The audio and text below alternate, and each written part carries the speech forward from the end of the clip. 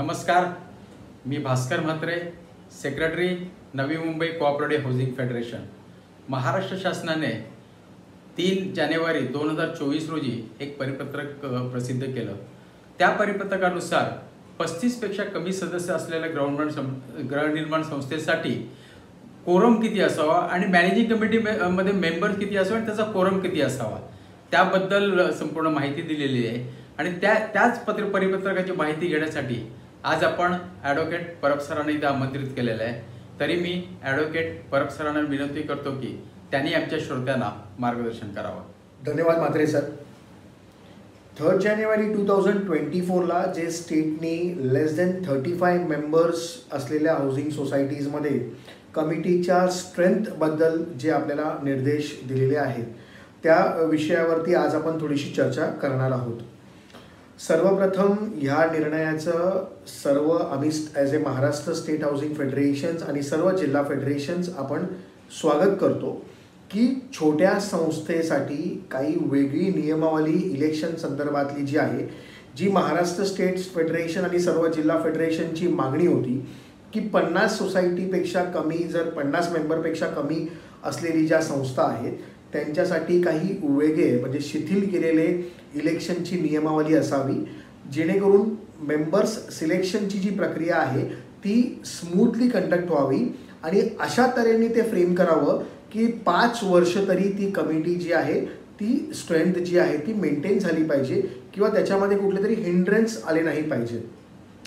सर्वप्रथम स्वागत ह्या गोष्टीसाठी आहे की 35 मेंबरपेक्षा कमी असलेल्या हाऊसिंग सोसायटीसाठी स्टेटनी असं काही गोष्टी ज्या आहेत त्या विचारविनिमय केलेला आहे आणि आपल्यासमोर ठेवलेला आहे। पण ठेवताना काही त्रुटी ज्या आहेत त्या आपल्या सर्वांच्या लक्षात आलेल्या आहेत आणि स्टेट फेडरेशनतर्फे आणि सर्व जिल्हा फेडरेशनतर्फे सर्व आपण रिप्रेझेंटेशन जे आहे ते स्टेटना दिलेले आहे। मग त्या त्रुटी कोणकोणत्या आहेत तर हा कुठलीही नियमावली किंवा कुठलाही लॉ ज्या वेळेला आपण फ्रेम करतो, प्रोव्हिजन्स ऑफ लॉ ज्या वेळेला येतो त्यावेळेला त्या लॉ संदर्भातल्या ज्या त्रुटीज आहेत त्याचा पहिला विचारविनिमय करून मग तो लॉ जो आहे तो इम्प्लिमेंट झाला पाहिजे।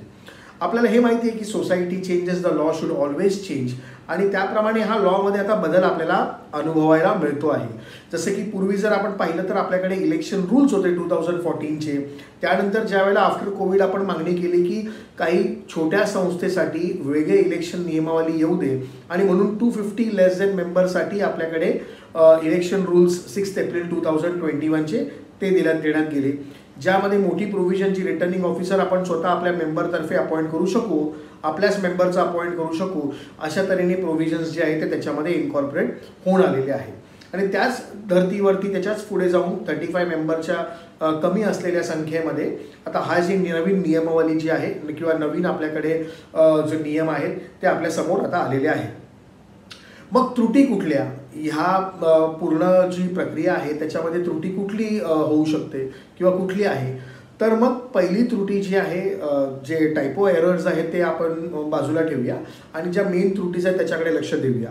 तर ज्या मेन त्रुटी आहेत त्याच्यामध्ये जनरल कॅटेगरी मेंबर जो आहे तो 1 ठेवलेला आहे, वुमन कॅटेगरी मेंबर जो आहे तो देखील 1 ठेवलेला आहे आणि इतर रिझर्व सीट्स म्हणजे schedule caste, schedule tribes, VJNT आणि OBC इथे प्रत्येकी एक सीट्स ज्या आहेत त्या दिलेल्या आहेत। म्हणजे ऑल टुगेदर 5 कमिटी मेंबरची स्ट्रेंथ जी आहे ती प्रिस्क्राईब केलेली आहे। बरं, 5 कमिटी मेंबरची स्ट्रेंथ प्रिस्क्राईब करताना म्हणजे 35 मेंबरपेक्षा कमी जर संस्था असतील तर तिथे तुम्ही 5 कमिटी मेंबर ठेवू शकता आणि 5 कमिटी मेंबरपैकी एक मेंबर जो आहे तो जनरल सीट्समधला आहे, इतर जे आहेत ते रिझर्व्ड सीट्समधले आहेत। मग आपल्याकडे अशी परिस्थिती उद्भवू शकते की काही संस्थेमध्ये ह्या रिझर्व्ड सीट्समधले मेंबर्स अवेलेबल नसतील किंवा अवेलेबल असतील पण इलेक्ट होऊन आलेले नसतील, म्हणजे त्यांना उभं राहायचं नसेल, आपण कोणाला फोर्स करू शकत नाही की तुम्ही इलेक्शनला उभं राहणं कंटेस्ट करण्यासाठी, तर त्यामुळे एक तर अवेलेबल नसतील किंवा इलेक्ट झाले नसतील। मग ह्या परिस्थितीमध्ये वेदर 1 मेंबरची कमिटी असू शकते का आणि मग आपल्याकडे 3चा त्याने तिथेच दिलेलं आहे की मिनिमम 3चा त्याच्यामध्ये कोरम असावा। मग 3ची संख्या जी आहे ती मेंटेन कशी होऊ शकते किंवा आपल्याकडे 154B19नी सांगितलेलं आहे, त्याच्यामध्ये सांगितलेलं आहे की 2/3 स्ट्रेंथ जी आहे ती निवडून आली पाहिजे। मग ह्या सर्व गोष्टींचा विचार विनिमय झालेला आहे का तर हा पहिला प्रश्न आहे की जिथे रिझर्व सीट्स नसतील तिथे एक जनरल कॅटेगरीची कमिटी कशी स्थापन होऊ शकते, हा एक प्रश्न आपल्यासमोर आहे. दुसरा प्रश्न जो आहे ह्या पूर्ण रूल्स जे आहे प्रिस्क्राईब केले त्या संदर्भातला, की काही क्वेश्चन्स जे आहेत ते अनआन्सर्ड आहेत. मग काही क्वेश्चन्स कुठले क्वेश्चन्स, मग ज्या संस्थेचं इलेक्शन, ज्या 35 मेंबरपेक्षा कमी संख्या असलेल्या सोसायटी ज्यांच्या इलेक्शनची सुरुवात झालेली आहे, इलेक्शन प्रोग्राम डिक्लेअर झालेला आहे प्रायर टू 3 Jan 2024, अशा संस्थेनी काय करावं ह्याबद्दल कुठलेही जे आहेत नियमावली प्रिस्क्राईब नाही केलेली आहे. त्यानंतर ज्या संस्था ज्यांचं इलेक्शन ऑलरेडी 3 Jan 2024च्या आधी झालेलं आहे, लेस दॅन 35 मेंबरच्या संस्थेचं, आणि काही कारणास्तव जो कमिटीमध्ये एक वेकेन्सी निर्माण झालेली आहे, म्हणजे आपण पोकळी निर्माण झालेली असं म्हणतो. पोकळी म्हणजे काही मेंबर्सने रिझाईन केलेलं आहे, काही मेंबर्सची डेथ झालेली आहे, किंवा काही मेंबर्स सोडून गेलेले आहेत, फ्लॅट्स विकून गेलेले आहेत. मग अशा वेळेला कमिटी मेंबरची स्ट्रेंथ जी आहे ती कमी झालेली आहे, and now it has come down to suppose 5 members. So whether that is applicable, म्हणजे हा जो रूल आता प्रिस्क्राईब केलेले आहे हे त्यांना ॲप्लिकेबल करावेत का मग त्यांच्यासाठी ते जुने नियमावलीच चालू राहील जोपर्यंत नवीन इलेक्शन होत नाही. तर हे सगळे क्वेश्चन्स जे आहेत ते आन्सर करणं गरजेचं आहे, अशी एक रिक्वेस्ट जी आहे ती आमच्या माध्यमातून आम्ही स्टेटला पुन्हा करत आहोत. आणि या व्हिडिओच्या माध्यमातून देखील आम्ही स्टेटना एक रिक्वेस्ट करत आहोत की या सर्व ह्याची आन्सर्स जी आहे ती देणं गरजेचं आहे. त्यानंतर अजूनही काही फंडामेंटल जर आपण चेक केले की बेसिकली 97th अमेंडमेंट 2011च्या नंतर, म्हणजे 97th अमेंडमेंट 2011मध्ये आपल्याकडे 3 विषय प्रामुख्याने आले. आपल्याला माहिती आहे की एक फंडामेंटल राईट्स आर्टिकल 19 मध्ये, आर्टिकल 43B मध्ये directive principles of state policy, आणि आर्टिकल पार्ट 9B मध्ये म्हणजे 243 मध्ये जी काही नियमावली आली त्याप्रमाणे स्टेट्सने आपले कायदे फ्रेम केले होते. मग त्यावेळेला जर आपण बघितलं त्याच्यामध्ये आपण आपले कायदे फ्रेम करताना 2 वुमेन सीट्स आणि शेड्यूल ट्राईबसाठी 1 सीट रिझर्व्ड असं त्या 97 कॉन्स्टिट्युशनल अमेंडमेंटमधनं आपण ते घेतलं होतं. आणि कॉन्स्टिट्यूशन नंतर भविष्यात आपल्याला माहिती आहे की ऑनरेबल सुप्रीम कोर्टाच्या जजमेंटमुळे जो पार्ट 9B आहे तो आता निघून गेलेला आहे, आणि फक्त 2 पार्ट्स जे आहेत ते शिल्लक आहेत, फंडामेंटल राईट्स आणि directive principles of state policy. तरी देखील आपला जो स्टेटचा लॉ आहे तो देखील त्या धर्तीवरती फ्रेम केलेला आहे, आणि त्यामध्ये देखील 2 वुमेन कॅटेगरी हे प्रिस्क्राईब केलेला आहे. सो हा जो प्रपोर्शन आहे, म्हणजे तिकडे 97 कॉन्स्टिट्युशनल अमेंडमेंट जर आपण बघितलं तर तिथे 21 मॅक्सिमम संख्या होती, आणि 21 मध्ये ह्या रिझर्व सीट्स काढल्या होत्या. हा जो प्रपोर्शन आहे ना, हा प्रपोर्शन कुठेतरी इथे डिस्टर्ब झालेला दिसतोय, आणि तो प्रपोर्शन मेंटेन असावा. म्हणजे जनरली फ्रेम करताना एक म्हणजे कमिटीची स्ट्रेंथ फ्रेम करताना आपल्याला हे पाहावं लागेल की जी स्ट्रेंथ आपण फ्रेम करत आहोत ती स्ट्रेंथ पुढची 5 वर्ष स्मूथली काढेल, किंवा कुठल्याही प्रकारचं हिंड्रन्स न येता तिथे ऑटोमॅटिकली ती 5 वर्ष निघून जातील, जेणेकरून बाहेरचा हस्तक्षेप म्हणजे ऑटोनॉमस फंक्शनिंगचा पुरेपूर जो आहे तो डिफाईन तिकडे क्रिएट होईल. तर ह्या सगळ्या गोष्टींचं थोडंसं टेक्निकल आपल्याला विचार करणं गरजेचं आहे, स्टेटला विचार करणं गरजेचं आहे, आणि त्याप्रमाणे नुसतं आपण इश्यूज न काढता काही सोल्युशन्स आमच्या माध्यमातून स्टेट फेडरेशन आणि डिस्ट्रिक्ट फेडरेशनच्या माध्यमातून आम्ही स्टेटला पुटअप केलेले आहे. मग ते सोल्युशन्स कुठले, तर आम्ही 2 ऑप्शन्स त्यांना जे आहेत स्टेटला दिलेले आहेत. फर्स्ट ऑप्शन जो आहे तो आहे की म्हणजे जे आम्ही पूर्वी देखील प्रस्ताव दिला होता की 50 मेंबरपेक्षा कमी जर असतील मेंबर्स तर त्यामध्ये संस्था स्तरावरतीच इलेक्शन घेण्याची प्रक्रिया जी आहे ती पूर्ण व्हावी. रिटर्निंग ऑफिसर जो आहे तो संस्थेमधलाच अपॉइंट व्हावा, मेंबर्स अपॉइंट व्हावा, आणि जो इलेक्शन कंटेस्ट करणार नाही किंवा जो ऑलरेडी पहिल्या ह्या कमिटीमध्ये नसेल अशा एका मेंबरला नियुक्त करावं. आणि नोटीस आपली जशी स्पेशल जनरल बॉडी मीटिंग आपण कंडक्ट करतो ती फक्त इलेक्शन ह्या विषयासाठी special general body meeting conduct करावी. नोटीसमध्ये आपण डिक्लेरेशन मागावं लोकांकडनं की ज्यांना पार्टिसिपेट करायचं आहे इलेक्शन्स म्हणजे कमिटीमध्ये त्यांनी आपली नाव नोंदणी द्यावी रिटर्निंग ऑफिसरकडे. आणि जे रिझर्व सीट्समध्ये आहेत म्हणजे रिझर्व कॅटेगरीमध्ये आहेत त्या रिझर्व कॅटेगरी मेंबर्सनी आपलं कास्ट सर्टिफिकेट जे आहे ते जनरल बॉडी मीटिंगच्या वेळेला तिथे घेऊन यावं. आणि अशा तऱ्हेने मग जनरल बॉडी मीटिंगमध्येच आपण ते इलेक्शन्स कंडक्ट करावं आणि तिथल्या तिथे कमिटी मेंबर्स जे आहे ते आपण डिक्लेअर करावेत. अशा तऱ्हेने आपण एक सजेशन जे दिलं होतं त्या स्तरावरती देखील इथे करू शकतो.